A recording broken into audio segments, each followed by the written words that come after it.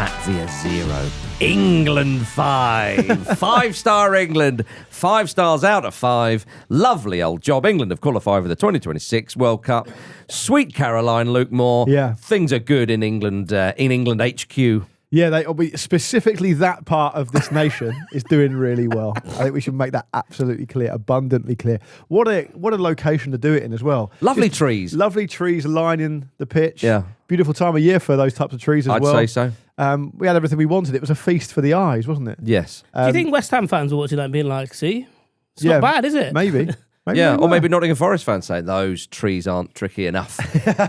I was referencing the running track. I know. And the fact that you couldn't see them on screen, but the England fans were so far away that apparently it was very hard to make out. Thomas Tuchel specifically requested that. Yeah. So I want them as far away as possible. They're going to have to. Because I've got into a completely unnecessary and ill-advised row with them. Yeah. And I want to continue that as best I can. There was a bit of banter though, but back and forth, wasn't there? There was. Are we loud enough for you, Thomas and others? He gave him a little nod. He loved it. The commentators totally misread it though. Oh, did they? They were like, the England fans just asking Thomas Tuchel for a tune, and I was like, yeah, and we know why. And he's like, yeah. Oh, I wonder if he's got anything for them. And it's like, okay, you get there quicker. Yeah. It's not quite as back and forth as you assume it to be. Also, a bit of quote-unquote banter between the England band and a German football manager. It's got Charlie Nicholas levels of banter. No, that wasn't just the England band. I think it was all the England. The England fans were in good voice. Whatever you say. But the away fans always are. It's a complete missing of the point. Not all of away fans. England away fans are always really good. Yeah. So there's nothing new there, is there? It's not like it's not a response to what he said at Wembley. It's the fact that England away fans would have been that noisy anyway. No, but they were responding to that, as I say, by some of the chants, which was quite funny. And Tuchel had acknowledged it in a way. But look, we'll get to Tuchel and the mood in the camp and so on. Let's talk about the game itself. England now scored 13 goals in their last 3 games. They've certainly upped it after slightly disappointing performances against Andorra. And even the games before that, if you think about how the qualification campaign started, at home against Albania, it was 2-0. It was a little bit stodgy, a lot of sideways passes. Big Dan Burn, who was playing centre-half that day, seemed to have a lot of the ball and was going, okay, you can give it back to me, fine. But like when I give it to you, I am hoping that somebody goes on and does something with it. That's me bit done. That's the bit I do. Yeah. That's done now. Yeah. So you go.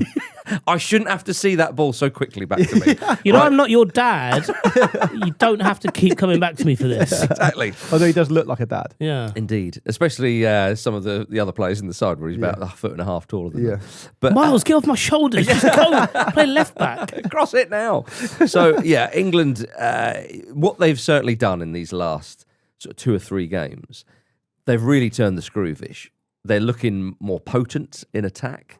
They're enjoying it. It's more free-flowing, you might say. Yes, the quality of opposition is not great. So it's unlikely they're going to play like this in the heat of North America against, say, Spain or Brazil. But right now, 5-0 against Latvia, it was a good performance, all things considered. Yeah, it was very professional. It was the most 2-0 of 5-0s. They managed the game really nicely. You've just taken away 3 goals. Yeah. Yeah, but in terms of, they were very comfortable, and I don't really think they got out of third gear, to be honest. I thought But I'm saying, compare this to the 1-0 when they beat Andorra away, for example. This was a far cry.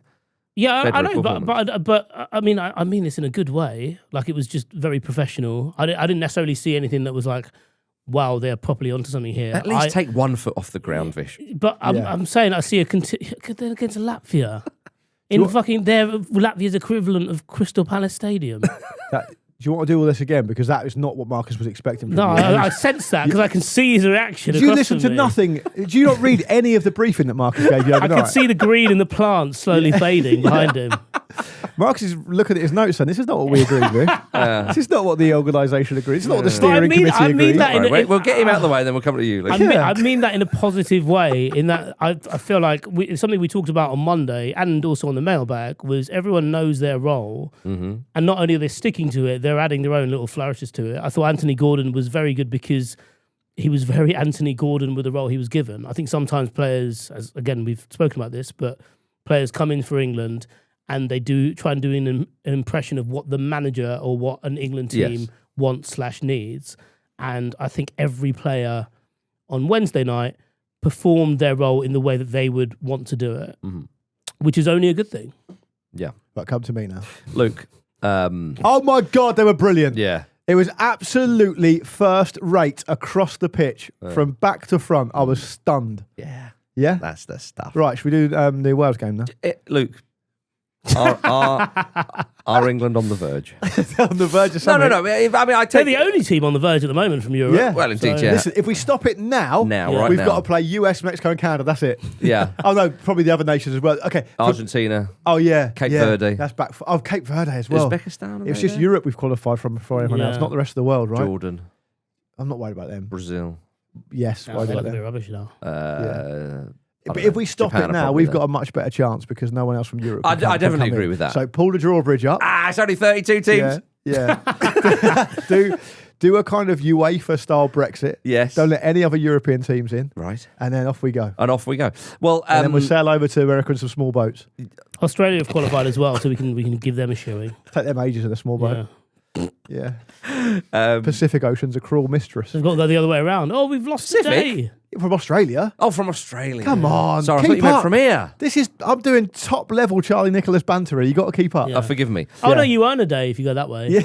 Yeah. That's true. Vish is doing his own thing. Extends the tournament even more. Can I wrestle it back? Let me wrestle it back. Please. You're desperate for me to do so I will. Yes. I understand what Vish is saying. I totally get it, and I really like the point about these players need to occupy the role they're best at rather than the role that people expect of them in certain cases. And of course, they're only playing Latvia, they're only playing Wales, they're only playing Serbia, whatever. What's happening now though is England are knocking over with abandon poor to mid-range international sides by playing at a really nice tempo and playing in a way that those teams find it very hard to deal with. And what's frustrating about England far too often is that they let teams dig in and they don't manipulate the ball from side to side quickly enough. They don't do anything with any guile when they're at their worst to suck a team in and catch them. And England's tempo is basically, over the last 3 games particularly, has been kind of irresistible, really. It's been very different to the first 3 or however many games under Tuchel as well. Well, also, if you take into account the Senegal friendly, Oh my goodness! where England tried to go a bit toe to toe but didn't really have any conviction, they got beaten. The side was very experimental as well. It was. With this, I mean, if you look at the first goal that Anthony Gordon scores, it's top rate. I mean, I know that he's playing up against a fullback and a couple of centre halves that no one's ever heard of. I get it, but it's top rate. I mean, it was like an inverse Arjen Robben. Like the way that he moves so fast, the way he manipulates the ball, the finish. Obviously, Robben would have done it off the other flank, but it was really, really good. Yeah. And so I think we do need to understand that like England can only beat what's in front of them, and if they can beat them in a certain way, we're not sneaking past teams now. The last 3 games we've been really good. Yeah, I agree with you. I mean, here's some stats for England have now scored in each of their past 18 matches for the first time since 1950 to 1953. So that goal against Senegal was crucial. Yeah, exactly. God, you wouldn't be able to say that otherwise, would you? Yeah, that would have been a shame for the listeners. It would have been a great shame, and it would have got us worried about next summer. They haven't conceded a goal in 4 games. Jordan Pickford has now gone an entire year without conceding a goal for England.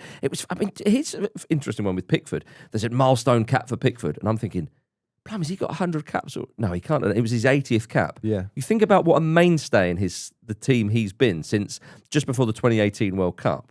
What we now 2025. Those who reach 100 caps, I was like, bloody hell, that's more of an achievement than I even thought. Yeah. But that's a slightly sort of different point. After the game, Thomas Tuchel was purring. Yeah. He was he was buzzing, wasn't he, in that interview? Now, what I'm sort of taking from the qualification campaign so far, I know they've got 2 games left, but they're there. Again, when he started, we were all quite down on it. We were thinking, hang on a minute, has he learned any lessons from the last Euros that England were at? Because these big scores you're saying against smaller teams or sort of mid-ranking teams, they did that a bit under Southgate. I think it was a 5-0 home win against Albania, was it, off the top of my head? 7-0 against North Macedonia. It was all like, hang on, we're really expressing ourselves. And one of the myths under Southgate is when they got to the tournament, they were very, very conservative. They were little bits and pieces, but the last Euros, it's a bit like Paul Scholes. It's one of those kind of, he never played the right position. Well, he did for the first 3 tournaments, but it was only the last one that he was farmed out wide. So mind how you go with some of the recent history. But your last tournament, England were very conservative, and were, despite reaching the final, were a bit disappointing.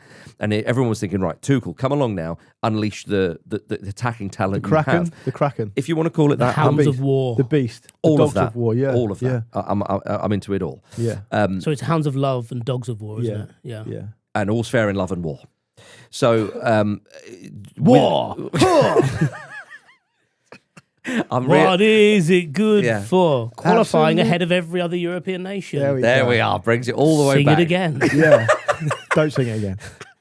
Only if you're an away England fan. Yeah. But with Tuchel, what he's doing is, to me, how I kind of assess what we've got so far, and it's a small sample size against limited opposition, and Tuchel himself is kind of working it out.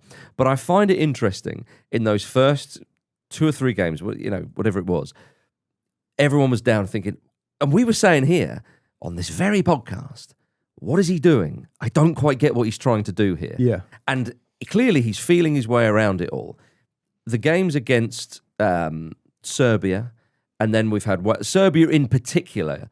It was as if he was looking at everybody going, see, I told you. Yeah. We've got something here. And everyone's, okay. And then he picks basically the same squad other than 1 or 2 injuries. And suddenly the mood has changed. It seems a very healthy camp. They're all loving it. There's some huge players to come back. You would imagine most of them, if not all of them, would come back. They're certainly in contention. I think, again, looking ahead to next summer, it suddenly feels quite good, Vish, at the moment in the England camp. Whereas a few games ago, and I understand, if England lose the next 2 games, we're all down and all miserable about it. But it just feels like there does seem like there's a plan. There does seem like Tuchel's got his bit between his teeth and whatnot. And I mean, what do you think? I want to flip this immediately back to you, Right? Because he's German. Yeah. Is that what you're going to say? You can't get away from that, Vish. right, Deny that. Let me He can't deny it. No, he can't. Can't. let me just delete some of this stuff. He's one of the most. He's one of the most German people Some I've ever really seen. Good jokes here. Yeah. You ever seen anyone more German? No, don't answer that. No. Vish, Now, go on. Bollocks aside, what were you going to say? So I do agree with you, but I think the fault that I have, and probably a lot of England observers, is that I find it really hard to differentiate qualifying campaigns. Yes. Now, I am used to a degree of white noise when it comes to, I suppose, this period between international tournaments. Is that me you're talking about? Is that the white noise I'm providing? Yeah, Okay. sure. Yeah. That was your nickname in high school, wasn't it? really loud. As well. But the thing I have noticed is that there has been a bit more about this qualifying campaign. And now a lot of that is because the manager is Thomas Tuchel. And it's a very different appointment. I'd even go as far back as, it's very different to Fabio Capello in that there was a lot of noise around that, but that's an incredible, legendary manager England were getting in. And obviously Sven was the precursor to that, but we'd gotten over the overseas appointment as an England manager. And so it was a bit more about, is Tuchel really the guy? Is a 2-year deal really worth it? What are we selling our soul for? And the fact that noise has quietened down, or that kind of talk has quietened down, is only a good thing. But it also speaks to the fact that success and tactically we seem a bit more coherent. And I suppose it feels more sustainable what he's doing. But do you truly believe that this qualifying campaign is different enough to suggest that the results would be different? Obviously, England got to the final of the Euros last time. Yeah. But do you think it's different enough that England are going to do something different at a World Cup? Yeah, based on qualification, no, I agree with you. I think you can look spectacularly good in qualifying, and the tournament, kind of is a very different beast. What the thing that I am noticing, and a lot of people are, is the fact that Tuchel feels like he's got both feet firmly under the England desk now. And he's now going, okay. And there's just a look in his eye, and you're thinking, well, that's a manager who has won the Champions League, and I know that there's other club managers who have come and failed and blah, blah, blah, blah, blah. On that very quickly, I can't remember an England manager who celebrates goals like he does. Well, he's so every single goal. I think he sees this as a real challenge. Yes. Like, I think he sees this project as something a little bit out of the ordinary for him, as someone who has, achieved a lot in club football already, still relatively young. Of course, when he was appointed as England manager, the big rumour, which I fell hook, line, sinker for at the time, was that he was going to take the Man United job. This is a guy who's linked with the difference between him and, say, Capello is that aside from Capello winning La Liga with Real Madrid a few years before, his biggest achievements as manager, because the Juventus stuff was revoked anyway, the biggest achievements he had were quite a long time before that, and he was seen as someone... the 90s with Milan. Yeah, and he was seen as someone who was not going out to pasture, but was kind of settling into an international job, and it's a completely different situation. Yes. Yeah. And I think Tuchel sees this as perhaps a personal challenge, partly because he's German, partly because he's at the top of his game still, and it's in international football. Maybe this is a bit solipsistic of me to say it, but I do think there's merit in the argument to say that delivering England a trophy, the England men's team a trophy, is probably the biggest holy grail in European football internationally. I would agree with that. Yeah, so it's a massive challenge for him. So I guess he's just passionately really into it. He's a big Anglophile as well. He does sure. But ultimately, yes. Going back to the original question about the qualification and the tournament itself and stuff, none of us, whoever we are, whether we're making the show, listening, coaching or whatever, can really answer that question, because ultimately what it comes down to for a top international side, which England are, been to 2 finals recently and ranked where they're ranked, this comes down to really probably 180, 270 minutes of football in a knockout phase of a tournament, because you could even extend the qualification thing through to the group phase, especially with a 48-team tournament. I mean, you'd expect England to qualify from the group pretty handily, but you look at the last World Cup when it was 32, they smashed Iran. They had a terrible day out against the United States, which is probably by design, actually, just having a little day off, a little rest, like a boxer taking a round off. Then they qualify pretty easy. They smash Senegal, and they have life or death with France. And what's the key part of that story? Well, it's the France game. Yeah, it's these different moments in the quarterfinal. A missed penalty here, a kind of conceded goal there. Which is why that tournament informed, and injuries to Kane and Bellingham being exhausted, how England approached the Euros. Sure. Which, of course, they were unstuck against Spain in the final, but it was about the moments. Then you've got to fold that back into what you were saying earlier about 2 things. One is, how are they going to play when the World Cup comes around? We don't know, but we assume they're not going to play like they played last night, or the game before, or the game before that. And then the second thing is, how do they fold these other players back in?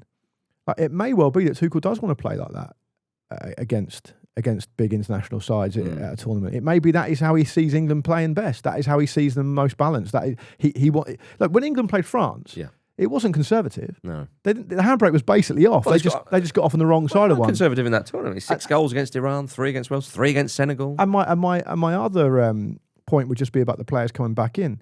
Why? I think take 2 of those players, like Jude Bellingham and Phil Foden. I think they're both fantastic players. Clearly, like, their ceiling is super high. Got loads of ability, and on their day they're brilliant. Right? Would you say that Foden and Bellingham have been really consistent difference makers for England over the years? Well, it's funny. But what's the answer? I would say probably not, but that's not. So then why do you need to force them back in? Well, indeed. I mean, there's big not chat. Bellingham? Wow, difference makers. He's played his part. He has played his part. I mean, scored a last-minute equaliser. Yeah, I suppose set up the equaliser in the final. I might row back on Bellingham there a little bit. But my point is just that I think sometimes we get. I'm not trying to catch you out.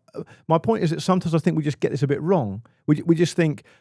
Look, our attitude as England fans sometimes is that we see, for example, Elliot Anderson having a lovely old time, right? Yes. Brilliant. Probably being one of the standout players. A lot of people would have him as a starter now. Fine, but a lot of people wouldn't. And that's my point. Because they're going to go straight away, bang, well, Bellingham needs to come in. But you know what, Rice... Or whatever, and I'm just saying why. But Rice and Anderson in that midfield, I think, is lovely. I mean, it harks back to sort of Rice and Calvin Phillips when they were great in the centre. Now, I know Rice's role was a bit different. They made that reference... on commentary yesterday. What's Calvin up to now?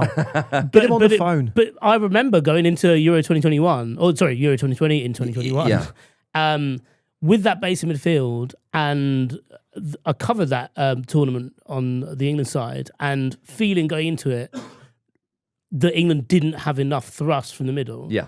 Obviously, the first goal is they basically combined dancing through the middle for England's first goal of the tournament, and it's like, oh, I didn't know you could do that. Yeah. And now we know those players, well, Declan Rice can do that. And we know, because of what we've seen with Elliot Anderson, the club and now country that they can do that.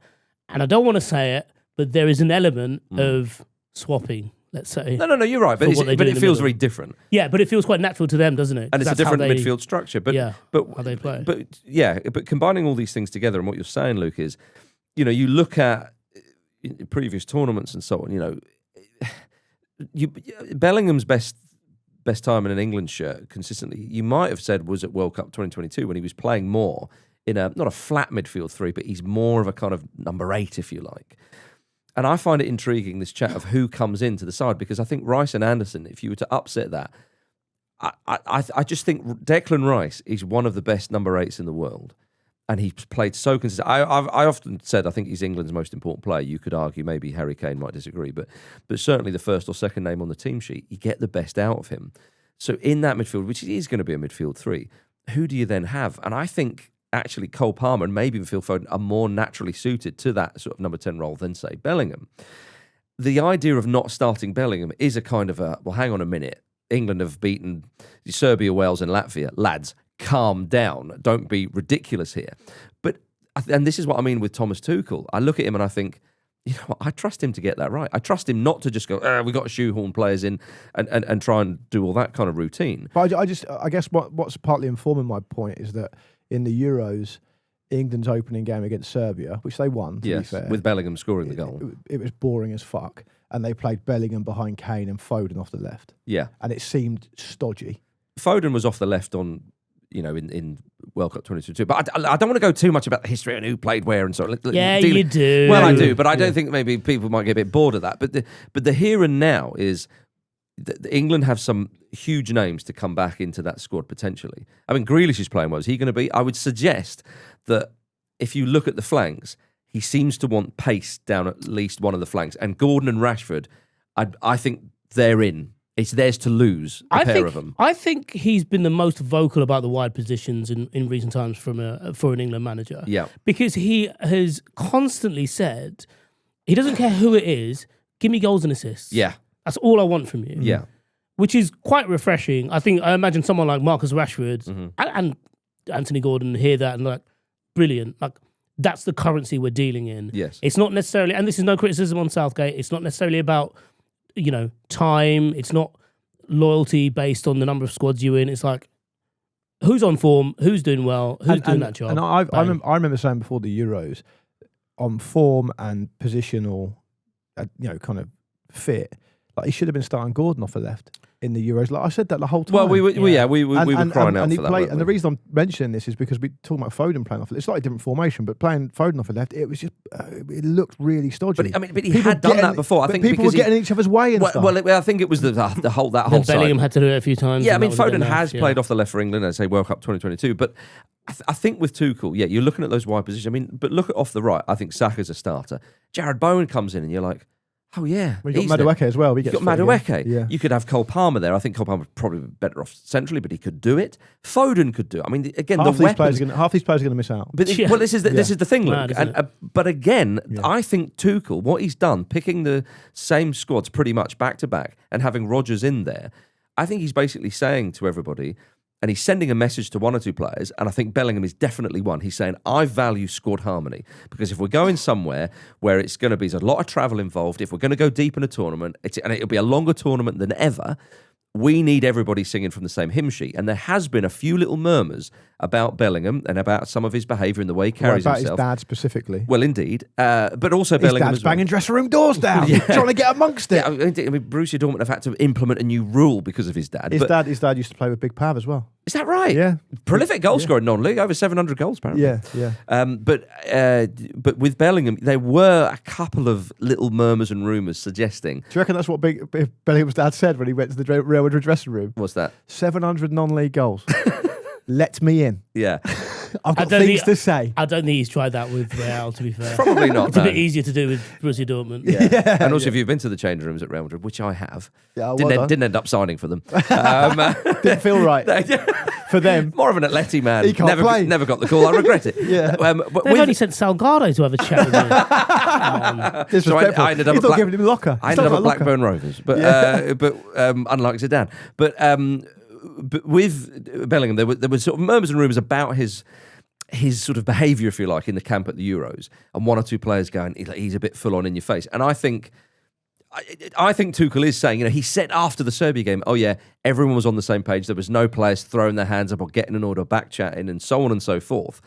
And he could well be saying to Jude, this is what I expect. This is what Yeah. I think again, I am now beginning to trust him more. Like I say, at the start of the World Cup qualification campaign, I was thinking, what is Tuchel doing? Now, when I see him bringing players in, well, you're playing, you're a settled side. The old Alf Ramsey quote, don't pick the best players, you pick the players you need. Yeah. I think it's just beginning to show signs of coming together nicely. Obviously, when the first ball is kicked at the tournament, all this chat can go out the window, but you've got to go on the here and now. And I think the way Tuchel's got that glint in his eye, he's thinking, I'm getting my teeth into this. To me, it's looking as good as it possibly can do at this stage. Right, I'm going to stop myself there because otherwise we need to go have a break. Yeah, you got a little tent pole. We need to.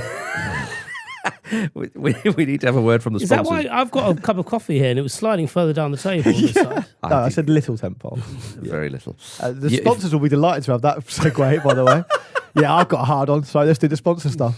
Send me on, Luke. Of course, England will discover their World Cup opponents when the draw takes place in Washington, D.C. on the 5th of December. It's exciting. That's how they get you, isn't it? They drip these little things in, don't they? I love the draw, mate. Yeah, me too. I adore the draw. Yeah, me too. All right. A month before the anniversary? Oh, no. Yeah. Month and day. Anyway, let's go for a break. And coming up after this, we have Wales losing, of course, to those bloody Belgians. Guys, sorry, live on Sky News. Your reaction to the win? We lost. Sorry, reaction to the loss. Apologies. Reaction to the loss? Shit. Welcome back to the Football Ramble, everybody. He got what he deserved. I look back on that as an excellent piece of journalism. Yeah, that's like literally one job you've got to do. The only way he could have redeemed himself is do the old Bill Grundy. Well, go on, say something more outrageous. Yeah. You ready for the Vox Pop now? Sure. Right. Yeah, you got all the information you need. Yeah. Right. Remember the result? Yeah. Happened. Just finished about 2 minutes ago. Remember it? Yeah. Look at the kit he's wearing. You fool. Yeah. Look, he's so happy he's left early to go and celebrate. Yeah. Oh dear. Wales 2, Belgium 4. Yeah, it's a shame for one. They are guaranteed a playoff spot, of course, because of their exploits in the UEFA Nations League. Again, don't discount that competition. No. It's one of the big three. You and Victor Gyökeres, who love it. Both fine men. Yeah. Go on, Vish, you were going to say something? Well, yeah. So in support of me? But if sort of. If they qualify through that route, they would be the lowest ranked in the playoffs. Yes, so it's within their... It is trickier, but yeah. The Victor Gyökeres reference is just to him doing the most David Brent thing ever, where Sweden are having this absolutely catastrophic qualification campaign, and he posted on his Instagram a picture of him holding the UEFA Nations League top scorer trophy. Love it. Good news is I've been promoted. So. You're still thinking about the current qualification group. Still thinking about the Kosovo game, aren't you? We'll get to them in a minute. Yeah. But so Wales still can qualify automatically. It seems unlikely, though. But what's amazing about this is that Craig Bellamy is essentially using this entire job to have this almost like completely individualistic like adventure where he goes toe to toe with all these top sides and then talks about how much he loves it after they've been smashed again. I mean, let you be the judge. I honestly love playing these top teams. It's so good. Did you get? Yeah, that was post-match, by the way. Yeah, vital qualification game at the home you've just lost. Your heart is in your mouth at times. You're really living on the edge. I told you at the start when I was going to do this, I'm going to press. I won't sit back, and I know that goes against some people, but this is who I am. I mean, he was buzzing after the game. I mean, I sort of give him credit that he was saying, look, I saw a lot of good stuff here, and he's trying to stay positive, and they're still alive. It seems unlikely that they'll qualify automatically, but they could still finish second, which, as you mentioned, Vish, they would be better seeded going into the World Cup qualification playoffs if they finish second rather than relying on what they did in the UEFA Nations League. But, I mean, win, lose or draw, Bellamy's enjoying it. Yeah, I mean, the approach is not completely unfounded in that you get better by playing a better opponent. But the problem then arises when you play someone on your level, you're scarred in different ways. So you end up, I suppose, being a worse version of yourself when you should probably stunt a bit more. And the fact that they've lost 4 out of the last 5, conceded 12 in that time, and also got quite a bit of heat for even organising that England game in that particular window. But again, you can see the logic. He wanted them to prepare and play a certain way, and they gave a much better showing of themselves here against Belgium than they did against England. Yeah. I think there's a difference between being toughened up and beaten to death, isn't there? Yes, yeah, yeah, 100%. They don't want to be tenderized. Yeah.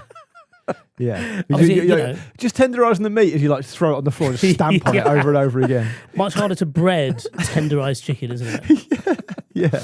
Yeah, I mean, you'd expect Belgium, who have sort of come to life a bit in this group, to go on and win it. I think I just think we kind of gave Bellamy a bit of praise recently. Yeah. I think his approach is refreshing. He's clearly a very passionate Welshman and really wants to achieve and get on. And I do think the players respect him and stuff. And there's been some good moments. But to build on what Vish is saying, I would just add to that you have to kind of pick your challenges. You don't play an awful lot of games as an international manager. And one of the skills is probably just adapting and adjusting for the opposition you're playing and knowing what you need to get out of it and setting about the best way of achieving that. I think, look, they've got a lot of good players, Wales, so you can go up against teams that are roughly of your level and back yourself to win. But I think maybe in the cold light of day, when you're playing Belgium are coming to town, who aren't infallible, who showed themselves to be a bit vulnerable. I mean, Wales opened the score and it was a good header from a set piece. Yeah. They had good moments. Players come off the bench and did well.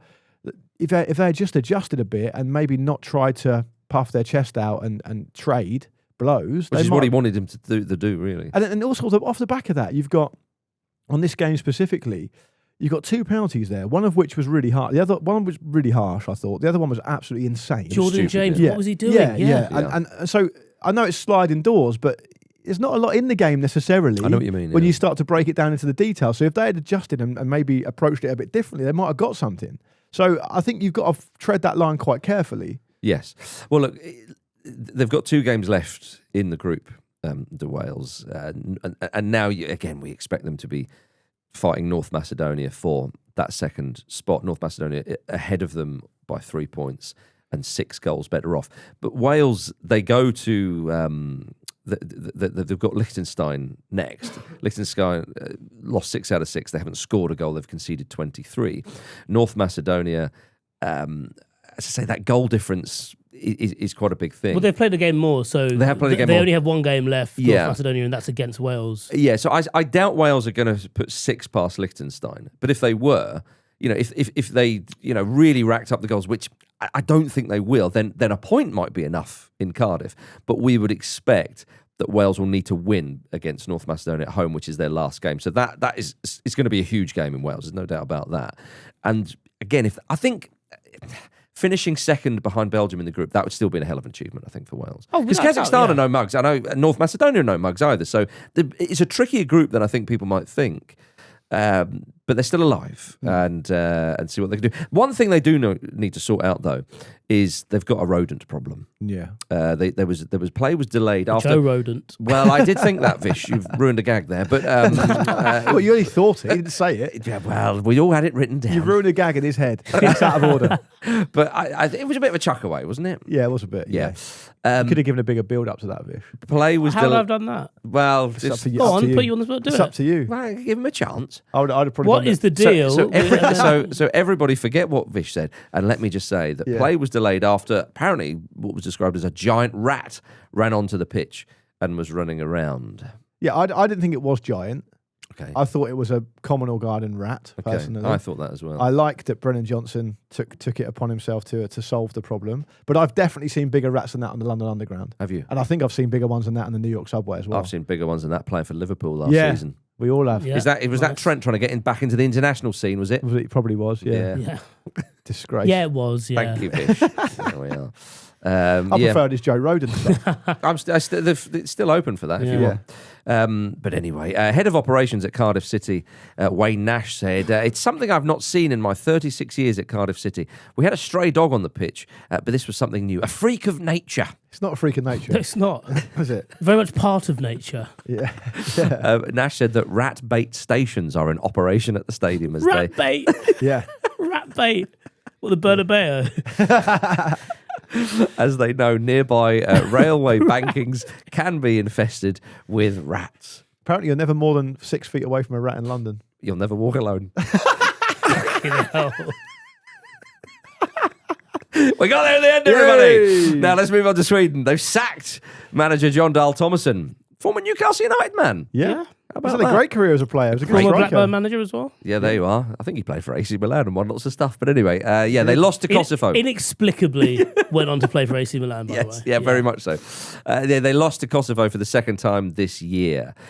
They've got Alexander Isak and Victor Gyökeres. The way you said that, it's like a clause. Yeah. If you lose twice to Kosovo in the same year, you're out. Yeah. It's as simple as that. Well, but when I tell you that... Kulusevski, Bergvall. And in both games, Vish, they had the chance to become lineal world champions, or as everybody says, unofficial world champions, and they buggered it up twice. Yeah. I don't think that's the big takeaway. Forget the here, is it? group. It's not the big take. The big takeaway is they've got it's really just a simple open and shut case for John Dale Thomason, which is you've got a lot of players that simply are not commensurate with these results. Yeah. And that's the end of it. It is. And It's also, quite simply is. They're bottom. They've played 4 in a group with Switzerland, who are a good side, to be fair. Kosovo, Slovenia, and there they are. 4 teams in the group. 1 point from 4 games. And pretty much qualification for the World Cup now is incredibly difficult. Is this like a big pendulum where only Sweden or Norway can be good? Yeah, I think so. I like that. Yeah. It's like there's only a certain amount of energy that can be taken from that specific part of the world. And now Oh, no, Norway are actually good. Denmark are decent. Yeah, I don't know. And if is that what Jean Dahl's doing? Denmark's Look, across. Oh yeah, it could be. He's an agent. Speaking of rats, Come back to base. Yeah, maybe. Maybe that's what they're doing. Yeah, they're like, right, only one of us stays, one of us goes, because who's going to do the fishing if we're both at a World Cup? That is true. that's that is xenophobic. Why? That is xenophobic. Marcus was worried about being xenophobic love about the fish. Belgians earlier, and now you're being blatantly xenophobic about the Scandinavians. His defence, I love fish. What about when John Dahl Tomasson was managing Sweden? Why didn't he just follow the instructions? There you go. So, yeah. 6 of them a show. Yeah. Fucking having a great time. We here. are having a great time. Yeah, that was fucking good. And if they have a rat on the pitch, then Joe Rodent can sort it out. Let it No, down. Oh, it's no, fucking- was that too Brought late? us back down to Sorry earth. about Yeah. that. Brought us Sorry, right back down to everybody. earth. Yeah. But You're Kosovo, taking the rat bait there. Kosovo ranked 91st in the FIFA World Rankings, and they are in pole position for second spot in the group. That's not what pole position is. Pole position for is very second spot. obviously first. I said pole position for second They're spot. that just means they're in So second third. spot. Oh, I tell you what, good news for you, everyone. Going for that job, you're in pole position Yeah. for second spot. How did the final go? I won the silver. I was in pole position. They're part of the conversation for Yeah, second spot. yeah. But for exactly. such a young nation as well, Yeah, to it's be great. given a Yeah, good account incredible. of themselves. Incredible. Oh, change your tune now. Eh? No, because I want to talk about more about John Dahl Tomasson. Did you Why? hear like how paranoid he was getting by the end? What That happened? for this Kosovo game, he named his team an hour before kickoff, which is a perfectly normal thing to do. But you do have to tell your players and give them more than an hour's notice for that, Huh. because he was wary of Some leaks managers used to do to that back in the media. day, though. Some managers used to do that back in the day to keep players on their toes. I'm pretty sure Ferguson might have used to do that. Occasionally, I mean, it's ludicrous to do that for an international Did Capello game. not do that at like, the World Cup for England? He did it with he did it with his goalkeepers. Rob Green didn't know he was number 1 until the first game. Amazing. Nice, isn't it? Yeah. And they weren't allowed ketchup either, which was basically the source, pun intended, of most of people's ira in terms of the playing. Yeah, team. but under Southgate, you weren't allowed like a sort of a little. What did you have in your coffee? Your caramel sort of. Syrup. Syrup. Bit of syrup, yeah. Yeah. Yeah. Oh, you weren't allowed syrup on the Southgate. Apparently so. That tracks. That Yeah, tracks. it does, doesn't it? Yeah, because remember that there's that Vox Pops doing the rounds from that old Aston Villa VHS, and they talk about their favourite drink. Just water. Yeah, just water, things like that. Yeah. Things like that. Yeah. Well, I mean, I suppose squash is like that. It's mainly water, isn't it? Yeah, but Things I like think- that. But it's distinctly different. Isn't Yeah, I He think, may as yeah. well have said some liquids. He Yeah. literally says just water, things like it? that. Well, maybe he just drinks from rivers then. He said, You know, don't get me on fucking Thames Water again. Yeah, I won't. Yeah. No, So just that's cancel right, the direct debit. Do you think the interview was like, what about ravines? Yeah, Yeah, I'm known to ravine, yeah. partake. Yeah. I'd love a lagoon if you've got one. Is that a reservoir over there? But by Anyway, the way, listen. I am gonna listen. Part of the reason that John Dahl Tomasson Yeah. turning into Ray Liotta towards the end of Goodfellas could be a good thing for Sweden is because Graham Potter's lined up. Well, Graham there- Potter was having a little snifter. There was a journalist Isn't who basically was like, "Yeah, you could use this as a stepping stone." He knows this, and apparently Graham Potter has said he has feelings for the country. Yeah, he's had some great times there. Feelings, Yeah. get the feels back. Yeah. Come on. I think also it's been reported some places that Sweden are quote like looking at Potter. What's Ooh. basically just happened is that Potter's seen an opportunity and thought, I need to get out of this country as quick as possible. My Yes. reputation is in the fucking sewer, Yes. and I've been brilliant in Sweden, Yeah. so I'm going to go back over there. Take the top job. And by the way, who among us, be honest now. Come on. Who Come among on, us come in on. any job, No. looking at the state of this country right now, Yeah. wouldn't go, I fancy a bit of Sweden? Yeah. Yeah. Be a lovely spot. I think we've all got feelings for Sweden. We have. Well, I think it'd be good. They gave us Sven. We're going to give them Graham. Yeah. Yeah, is that... okay. Sven's a national treasure here, though. Yeah. I don't think Graham's quite a Swedish national treasure yet. I don't think he's going to be appearing in like ABBA Voyage anytime soon. Is he? I think there's a chance. It's early days. I think we can agree it's early days. I think for him, though, joking aside, for him, an absolutely bonza job that. For him. Big time. Great. Yeah, Big proper time. reset. Yeah. Lovely thing. Yeah, I completely agree. But I do want to mention, though, Kosovo, 91st in the FIFA World Rankings, as I say. And a country, of course, where, due to the very recent history of it, and a role a certain someone played, a lot of men in Kosovo have the first name Tony Blair. They do. How about that? I was checking earlier to see if there was anyone in the Kosovo national team Yeah. that had that name, but sadly there isn't. That's a shame. But that's not they're not called Tony, as in Blair's the middle name. So Tony Blair's Tony Blair, yeah, I know. Yeah, Tony Blair. Tony Blair. yeah. He's a national treasure in Kosovo. He is. Yeah. He popped up this week, didn't he? He did, yeah. It's Yeah, really, yeah. really important to mention him whenever you can, Tony Blair. Yeah. Well done, mate. Thanks. Yeah. So, not the worst we've had. Earlier on, you referred to the Belgians as the bloody Belgians and then got upset that you might be a bit xenophobic about it. Why am I being xenophobic by talking about you Blair? didn't call them a bunch of fucking chocolate-eating, mall-freaked wankers. You just said bloody Belgium. Yeah. I'd love to be a more freak wanker. It's the most dad's army fucking insult I've ever heard. Yeah, well, fine. Do your Blair stuff. Right. Okay. It's a bit Gordon Ramsay sometimes. You've got Tony. Yeah. Is he? Tomty. So a little bit. Tomty Blair. Anyway, let's move on to teams who have qualified Yeah. for the World Cup. After beating Eswatini 3-0, Cape Verde, Yeah. as drunk people call them, Pete Donaldson's Cape Verde. yeah, became the second smallest nation by population to ever qualify for the World Cup. But Shamrock Rovers defender Roberto Lopez, or Lopes, probably. A great story, by the way. go He was recruited over LinkedIn. Lovely. Great. What's wrong with that? Nothing's wrong with That's that. great. It's fantastic. Yeah, exactly. Get on there, everybody. He said, since we were all little kids playing football, we dreamed of playing football on the highest stage. And there's no bigger stage than the World Cup. So to do this, to be the first Cape Verdean team here, to lift all the people, the nation, to put them on that stage, there's no better feeling than that. It is. That's really nice. And among all the bullshit that, FIFA put everyone through and all the bad things about it, it is still really cool that a team like Cape Verde, it means that much to them and to the people. And and that's the thing. Like, the double-edged sword of that is that is a really nice story. Yes. But then you think, that's how they get you, though, isn't it? That's what FIFA do. That's how they get you to love them for that period of time because you love the World Cup so much. And it's like Sepp Blatter, who did loads of awful things, but it's like basically a legend in Africa. You took the World Cup to Africa, right? It's all that stuff goes on. And that's going to go down in history in Cape Verde for a long old time, the fact they've qualified for the first time for a World Cup. It's amazing, really. It is, yeah. I couldn't agree more, Luke Moore. Now then, before we go for a break. Speaking of FIFA nonsense. I mean, Tony Blair related this. Oh, good. FIFA president Gianni Infantino was spotted standing alongside President Trump at the Gaza Peace Summit in Sharm el-Sheikh. Infantino has publicly supported Trump's Nobel Peace Prize bid, which ultimately failed, of course, as we know. Infantino said, now there is a ceasefire. Everyone should be happy about that. It goes beyond football, but it includes football as well. Yeah. What is he fucking doing? For a change. At the very least, he should have shit to do. He should have stuff to do. Yeah. At the very least. Like, when I saw that picture of him popping up, I was like, I thought someone's that's AI. That is. Yeah. Especially the way he shakes his hand and just stands next to him for a bit. And Trump, of all people, has to say to him, I think you should move out of the way. It's a bit awkward. Yeah, what are you doing here? Yeah. He was like, but I let you stand on the platform for the Club World Cup final. Yeah, I've given you the World Cup. It's in the Oval Office. Do you reckon he just went, Donald, can I have that trophy back? I've got to take it with me. Donald's Not just now. like, you don't understand how What? this works. Yeah. You know the maddest thing I am about even this? more transactional than you, me old son. You know how a lot of the stuff with Trump, as bad as he is, it's actually the ones who abide by him and vocally support him and want to be seen to be doing that. Oh, yeah. That are worse. Yeah. It's the Richard Hammond, Jeremy Clarkson situation. You've got JD Vance there. You don't need to bring them into it. But I'm just saying that who's worse, Clarkson Yeah. or Hammond?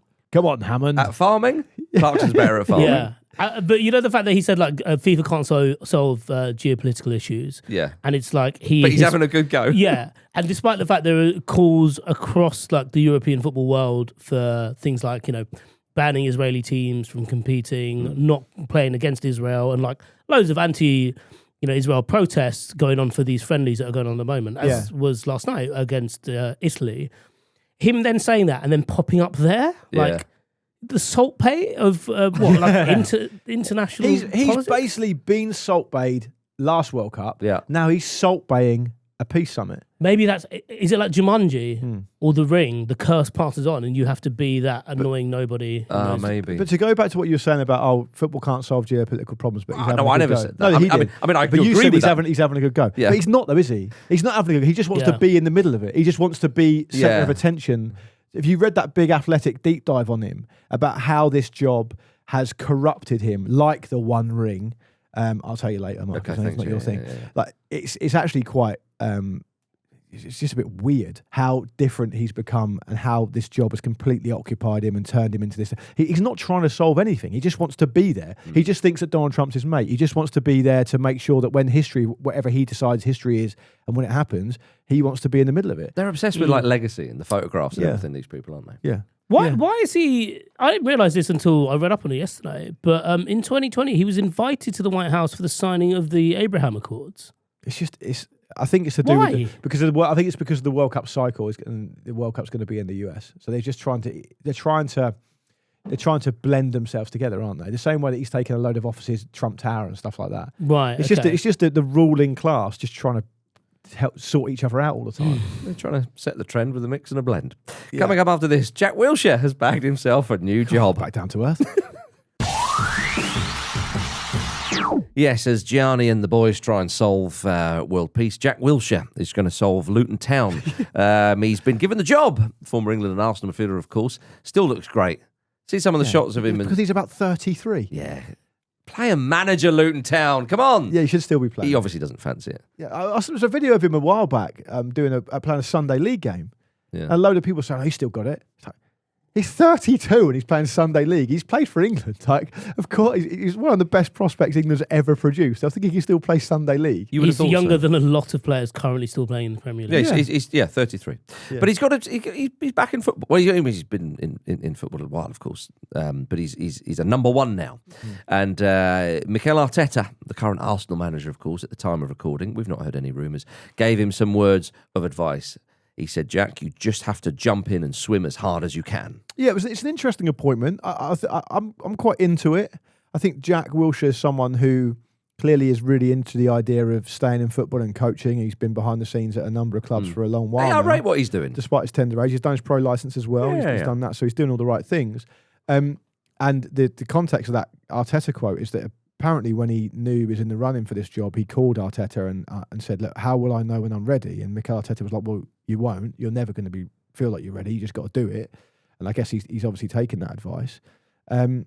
He's also brought in Chris Powell as well, who's like a coach who's got a lot of miles on the clock. And I actually think, you know what? I actually think, with the greatest respect to Luton, I mean, I was in Luton yesterday, so I'm struggling to give it a lot of respect, but all the respect I can give it, I think Chris Powell's a really good level of coach for them to 100%. get. They've had a terrible couple of years. That, and they're not pulling up any trees in League One at all. They're 11th currently. Yeah, back-to-back relegations. Yeah, that kind of malaise that sets in that we talked about in the context of Southampton, who are kind of experiencing it a bit now in the Championship. They're finding it really tough to get any kind of momentum going, and that was something that they were warned about, I think, by a lot of people when they essentially wrapped their hands on the Premier League last season. Luton have kind of done that, but turbocharged. I quite like the appointment. I like that they're thinking outside the box and giving the young person a chance. I forget the name of the owner, but he said they did some data. They ran some data about first-time managers and managers who hadn't managed before, and there was 8 of them in League One at one point, and 4 of them got promoted. Like he said, the record of fresh thinking is actually something to be considered at this level of football, which I found quite interesting. Obviously, it comes down to him, whether he's going to be able to do it or not. I mean, I never really saw him. I mean, it's difficult, isn't it? Because when in his pomp, he was so young. And you can't be too judgmental of someone who's, I can't really say something like, I never really thought he had managerial credentials when I saw him interviewed after that Arsenal game when he was like 19. Yeah, What kind of basis is that? He seemed really naive as a teenager. Yeah. Oh, no shit. Yeah, right. and I think people who are critical of this move, it's a vanity appointment and Jack Wilshere doesn't deserve it or whatever.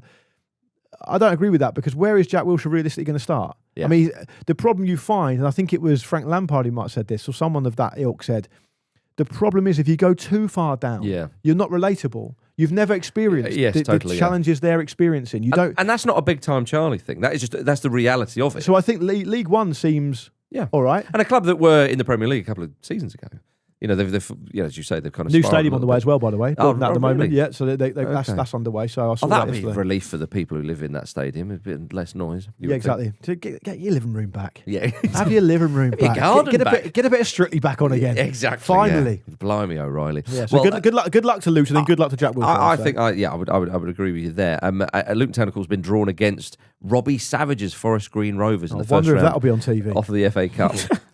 Which takes place on the 1st of November. Forest Green Rovers going pretty well in the National League second. Savage said this week that he wished he'd turned down Strictly Come Dancing, Luke Moore, until after his coaching career, because he feels like maybe some people sort of criticise him and don't take him as seriously as he might have done. There may be other reasons for that. But Savage said he was always going to, he said with regard to Strictly, he said, I probably, regret that. But he said, I'm a personality and I believe I'm an infectious character who tries to get the best out of people. And went on to say, I'm just a normal manager. I'm an inexperienced manager giving it his best with great staff. I'm just a passionate man who cares about which other club he's at. A little bit Notting Hill there. I'm just an inexperienced manager looking at a fan base, asking for them to love me. It might be. I can't remember. Yeah, that's what Julia Roberts says. I'm just a girl looking in front of a boy. I couldn't get through more than about 20 minutes of Notting Hill. Oh, you should have stayed with it. Too objectionable. Spike. Oh, yeah. Look, was in his underpants. The twists and turns. Yeah. When he uppercuts her at the end, you don't see it coming. I am personally against any media that makes the upper classes seem pleasant. I saw there's a I don't disagree with that. The other day, because you look at a scene where they're being relatable and having dinner together, but they're not though, are they? They're cunts. It's like Downton Abbey. I love it. It's like Downton Abbey. When he gets on his tank for a bit of class warfare, I love it. No, it's good. Steve Coogan said this the other day, and I couldn't agree more. He was like, I'm not watching the new Downton Abbey movie because I don't agree with the very idea that all these people were really nice to their staff. It doesn't happen. It just didn't happen. So Diane Keaton passed away this week. Very sad. And one of the films people were talking about around her passing was a film called Hampstead, right? Which is apparently a comedy drama featuring Brendan Gleeson. Yeah, just about living in Hampstead. What, in North London? Yeah, lovely old job. That's the film.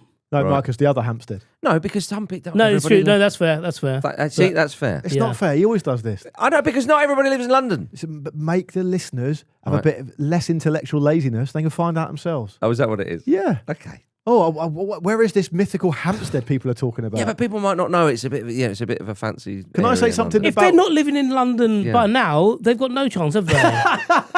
So they're not in Notting Hill Townhouse by now. Come on, they're going to remain poor. That's like the rest of us. The point of bringing this up was, if you live outside of London, you're never going to see Hampstead. Yeah. Watch the film. Is Hampstead on the Monopoly board? No. You see, they've got no chance. Can I say something about Robbie Savage? Oh, please, yes, definitely. we are relatable, much more relatable. We have to accept that we might well be on the verge. Here we go. Using your phrase, that the worrying idea that Robbie Savage might actually be quite a good manager. Okay. He's done an all right job at Macclesfield. Yeah. Forest Green is second in the National League. They've only lost one game this season. But it's a long way up the division. And I don't think he's even trying that art of management at the moment. He's doing loads of TV stuff still. Yeah. Oh, yeah. He's not like Wayne Rooney. Yeah. You wouldn't see him. He'd be... The only chance Plymouth Argyle players had of seeing Wayne Rooney was watching Match of the fucking Day. True. One job Rooney's not taking, Forest Green Rovers. He's not going anywhere near a vegan club, is he? And to his credit, get that meat inside you. Right, I want to end with this. There's the name of the show. There's the title. Get that meat inside you. If it wasn't, and then he uppercuts her, it's get that meat inside you. Do you know what? I think we're going to end now.